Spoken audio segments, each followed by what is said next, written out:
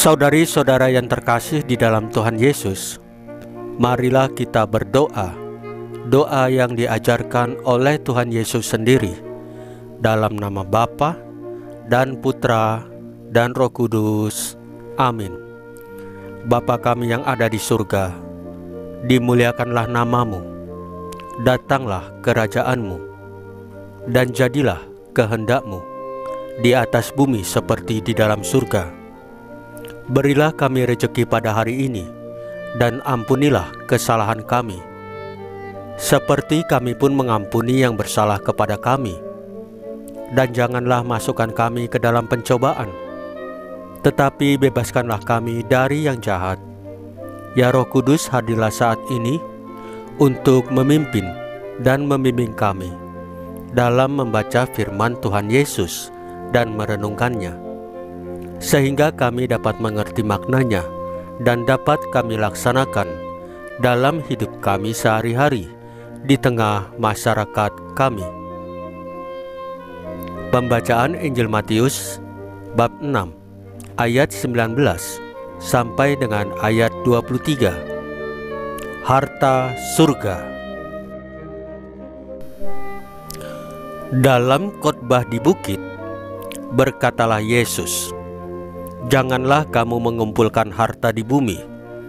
Di bumi ngengat dan karat merusakkannya, dan pencuri membongkar serta mencurinya.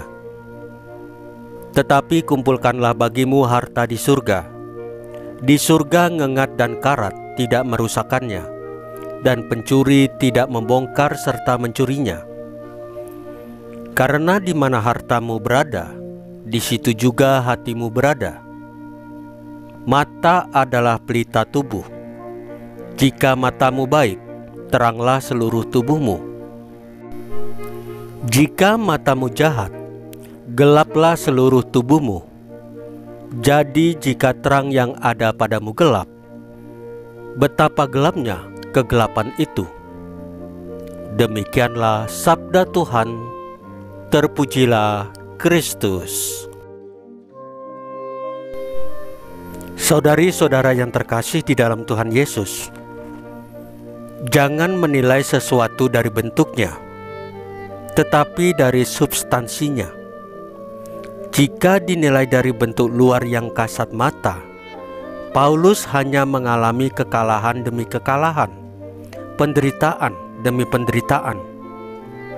Paulus bercerita, ia sering dipenjara, didera di luar batas, disesah orang Yahudi, dilempari batu, terkatung-katung di laut, mengalami karamnya kapal, dan seterusnya. Dalam kacamata duniawi, semua itu adalah bentuk kelemahan belaka.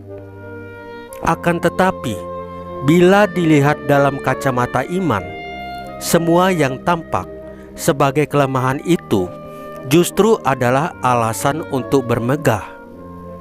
Sebab pada substansinya, semua itu diderita dan ditanggung oleh Paulus demi mewartakan Kristus.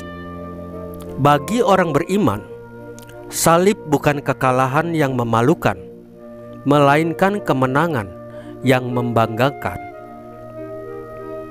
Dalam bahasa Injil hari ini, Paulus tidak sedang mengumpulkan harta di bumi yang dapat dimakan oleh ngengat dan dicuri orang, tetapi mengumpulkan harta di surga yang tak lekang oleh karat dan tidak dapat dicuri orang. Tuhan Yesus dan Paulus tidak meremehkan arti penting harta di bumi. Karena itu, selama merasul, Paulus juga menjadi tukang tenda agar dapat membiayai hidupnya. Harta di dunia penting dan diperlukan untuk hidup layak, namun itu bukan yang paling substansial. Bila kita bisa berjuang demi harta duniawi yang fana, lalu beranikah kita berjuang demi harta surgawi yang kekal? Saudari-saudara yang terkasih di dalam Tuhan Yesus, marilah kita berdoa. Ya Bapa Semoga kami ingat untuk mengumpulkan harta surgawi dan tidak hanya mengejar harta duniawi. Salam Maria, penuh rahmat, Tuhan sertamu. Terpujilah engkau di antara wanita, dan terpujilah buah tubuhmu Yesus. Santa Maria Bunda Allah, doakanlah kami yang berdosa ini, sekarang dan waktu kami mati. Ya Tuhan Yesus, tambahkanlah iman kami hanya kepadamu saja, karena hanya Engkaulah Tuhan dan Juru Selamat kami satu-satunya, tidak ada yang lain. Dalam nama Bapa dan Putra dan Roh Kudus. Amin.